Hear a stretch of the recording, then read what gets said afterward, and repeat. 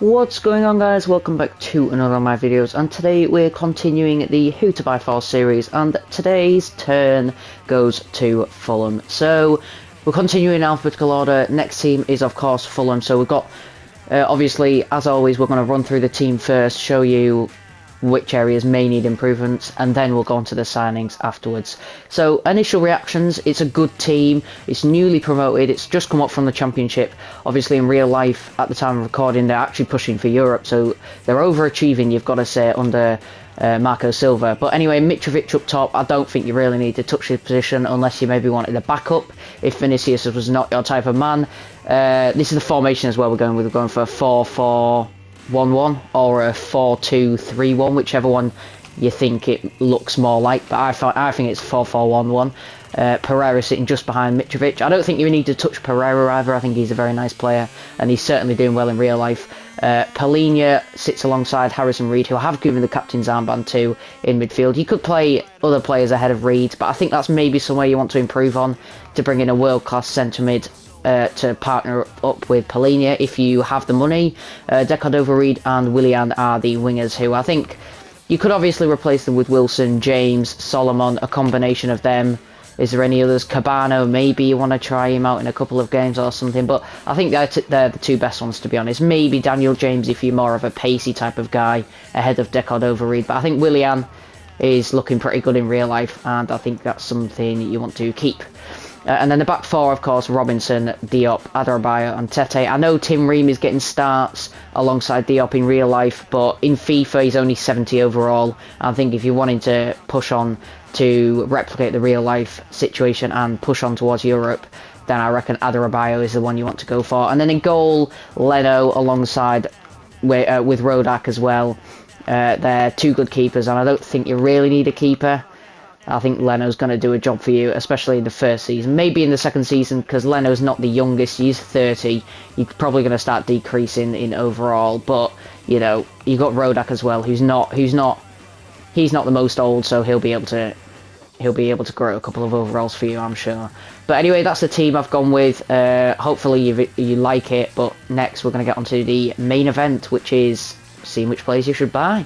So for the Fulham signings, I have got 6 players on this list. I will go and show you the budget in a minute, but first of all I want to show you Naby Keita. He is the first player on this list. I was talking about a world-class central midfielder, and potentially this could be the one that you bring in. I think it's very realistic because he has fallen out of what's the word I'm looking for? Fallen out of favour at Liverpool, and Jurgen Klopp isn't really playing him very much because they've obviously got other good central midfielders. But in FIFA he is 80 overall, and you're looking at a pretty decent central midfielder. He's got good agility, good balance, good composure as well, which is obviously nice as a midfielder. Look at all the mental stats in green. That's nice for a midfielder. Ball control good, dribbling good as well. He's got good short passing, long passing as well. So all the main attributes you want as a midfielder. And a bonus, of course, you got the real player face. Injury prone is something you might have to look out for, but other than that, Naby Keita I think would be a great signing if you do want to pick up that world-class central midfielder.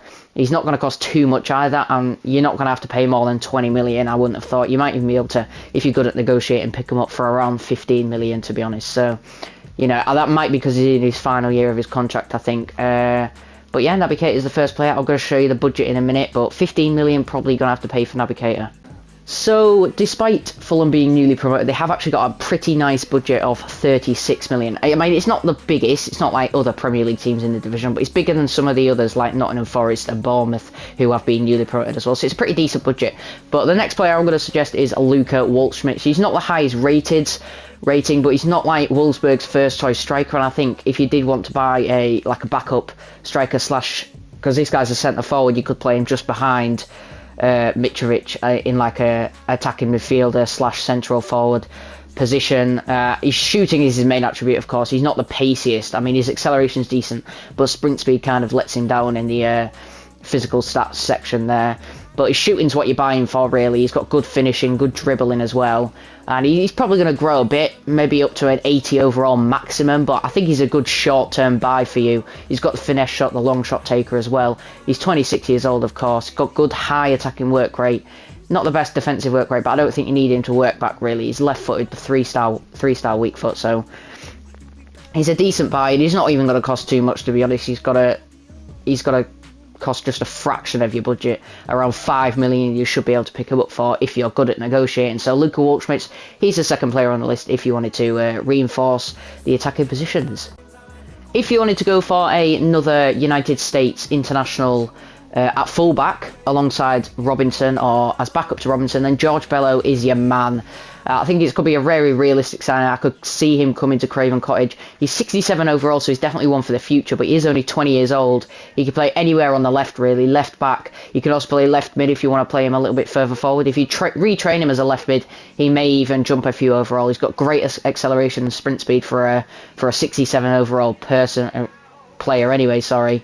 He's got good agility, good balance, good stamina, can run up and down quite a lot. He is injury prone, a bit like Naby Keita, but if you can see past that, then there's no reason not to bring this lad in, because he's literally only going to cost around 2 million of your budget. He's not going to cut into your wage budget either too much, so definitely someone you should be looking at, George Bello, if you wanted to get a backup for Anthony Robinson.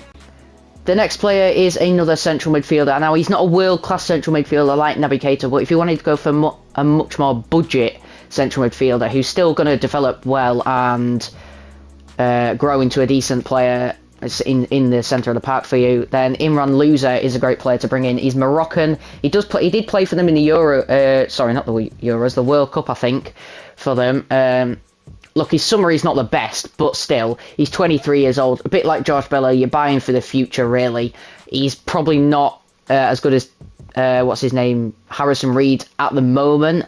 But I think if you start him and you do give him the game time, then he will develop into, after the first season, probably a 76 minimum. But I reckon you can get up to 77 overall if you really push and give him the game time he deserves. You look at his physical stats, he's got good stamina, good balance, good reactions as well. Some of the mental stats are good as well.